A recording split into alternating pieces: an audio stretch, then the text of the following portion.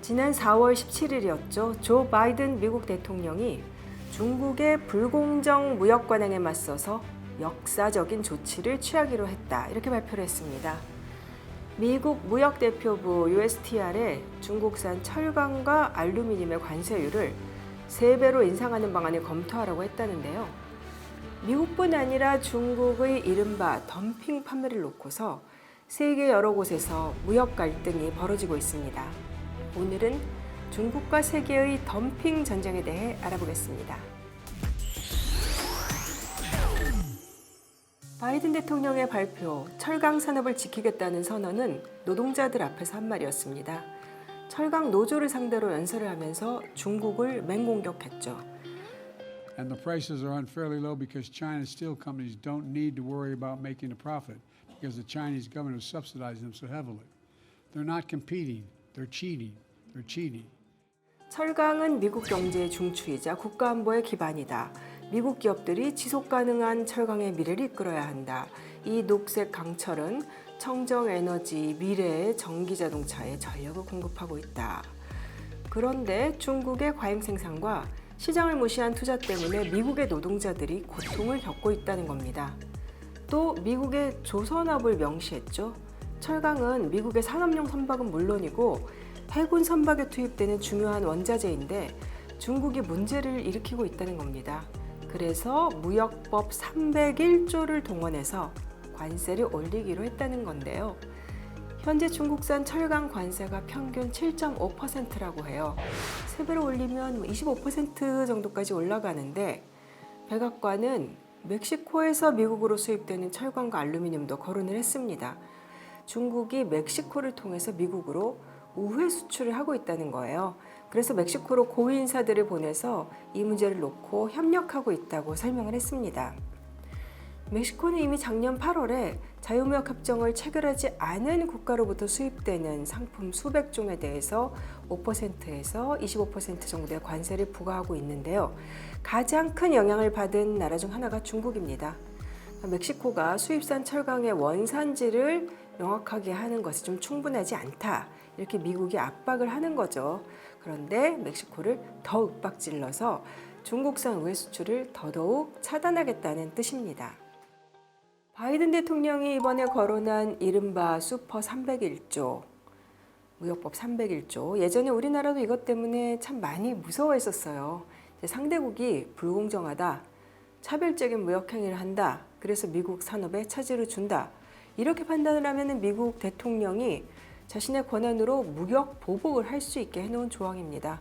미국 의회가 1988년에 가결한 건데 이게 사실 거의 무법자적인 행위일 수도 있어요. 그래서 미국 내에서도 국제 협력을 중시하는 쪽에서는 말이 많았던 조항이에요. 그래서 처음에 도입할 때는 2년 동안만 한시적으로 하기로 했는데 미국이 편할 대로 부활을 시키곤 합니다. 빌 클린턴 대통령도 부활을 시켰었고 또 도널드 트럼프 대통령도 부활을 시켰고 이게 대통령 행정명령이면 되는 거거든요. 한국도 중국산 철강 우회 수출 경로로 지목이 돼서 추가 관세가 매겨진 바 있죠. 슈퍼 301조까지 동원하기로 한 것은 그 미국 철강 노조 5개 노조 단체가 연합으로 청원을 제출했기 때문이다. 즉 노동자들이 원하기 때문이다라고 백악관은 설명합니다. 동시에 바이든 정부는 철강 공장에 5억 달러를 지원하겠다는 계획도 함께 발표를 했습니다. 대선을 앞둔 시점이잖아요. 철강 노동자들의 마음을 얻기 위해서 중국과의 무역 갈등도 불사하겠다는 것으로 보입니다. 그러면서 그 명분으로 중국의 불공정 관행 그리고 깨끗한 철강이라는 것을 내세운 거고요.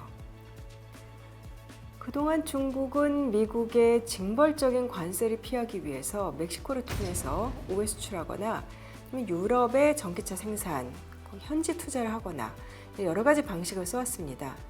지금 중국은 미국과의 관계만이 문제가 아니에요. 중국의 과잉 생산, 밀어내기, 쉽게 말해서 덤핑 수출이죠. 철강이나 자동차 등등. 유럽도 중국산 전기차 때문에 관세를 올리고 싸우고 있잖아요. 중국산 제품과 덤핑 전쟁을 벌이고 있는 유럽연합의 사례를 한번 들여다볼게요. 컨설팅 회사 로디움 그룹이 내놓은 분석에 따르면 유럽연합이 중국산 전기자동차 수입을 억제하려면 최대 55%의 관세를 부과해야 할 것이라고 합니다. 너무 크네요. 4월 29일 발표된 이 조사 결과 중국산 전기차 수입에 대한 유럽연합의 조사가 진행 중인 가운데 나온 거였는데요.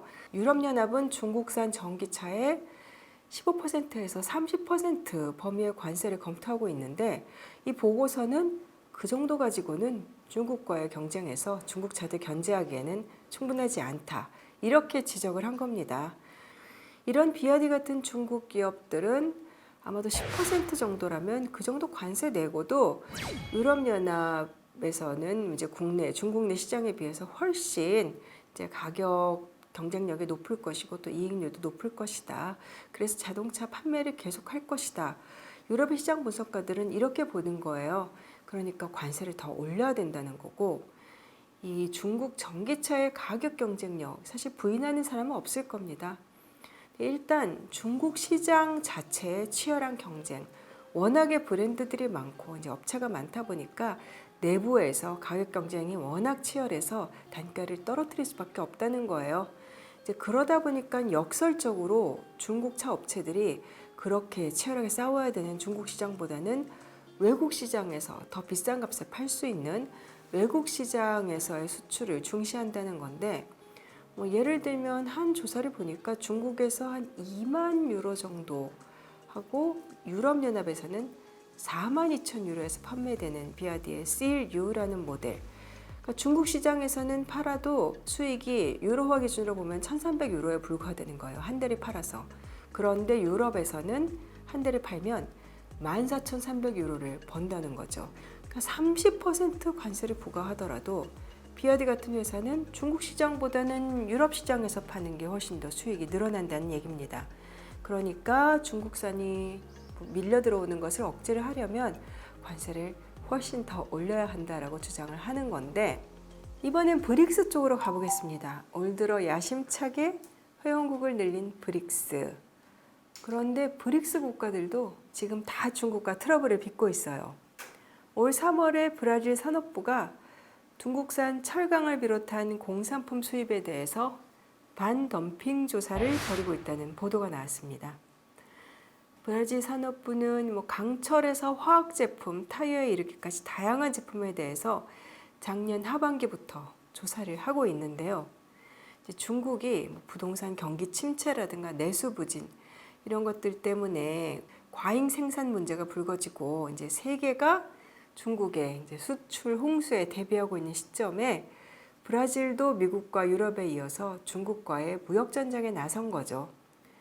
중국 세관 데이터에 따르면은 중국의 대브라질 수출 수입 올해 1, 2월 모두 3분의 1 이상 증가했습니다. 브라질 화학산업협회는 이것을 약탈적인 영업이라고 맞섰어요. 싸게 마구마구 밀어보낸다는 거예요. 그런 약탈적인 영업에 맞서고 브라질 국내 시장을 보존하려면은 일시적인 수입 관세 인상이 필수적이다. 충분한 규제 도구가 될 것 같다. 이렇게 말을 했습니다.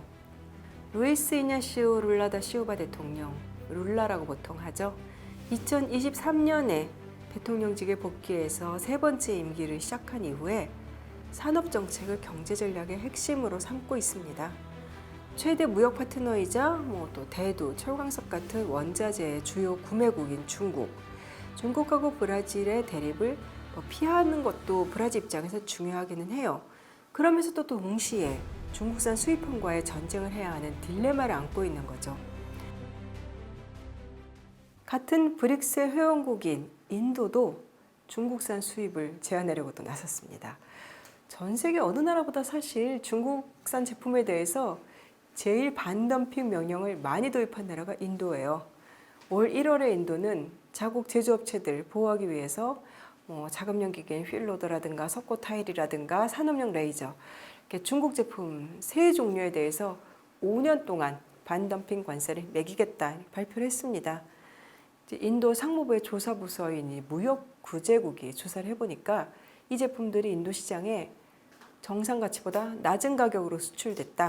이거는 덤핑이다 라는 결론 내린 건데 4월 초에는 또 중국산, 일본산 불용성 유황에 대한 반덤핑 조사를 시작을 했고요. 이 고무 산업에 사용되는 화학물질이에요.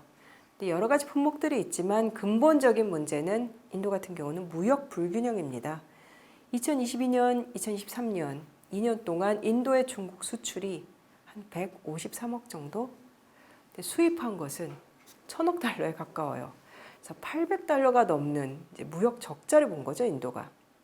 또 다른 브릭스 국가, 남아공은 어떨까요? 남아프리카 공화국의 무역위원회도 중국산 수입품 지금 무더기로 조사를 하고 있습니다. 작년 8월에는 중국산 타이어, 올 들어서는 철강 제품, 차량용 유리 이런 것들 지금 덤핑 조사하고 관세 매기고 있는데 이 나라들 브릭스에서 중국과 다 같이 친구라면 친구인데 산업 측면에서 보면은 제조업을 키우는 대체로 신흥 제조업 강국들이잖아요. 그래서 중국의 경쟁자들입니다. 중국산 공산품이 밀려드는 것에 대해서 우려를 표명하는 이런 신흥 국가들. 그러면서도 중국이 세계로 상품을 밀어내는 것을 멈추지 않으니까 이제는 세계 공장이 세계의 골칫거리가 되어가고 있는 것 같습니다.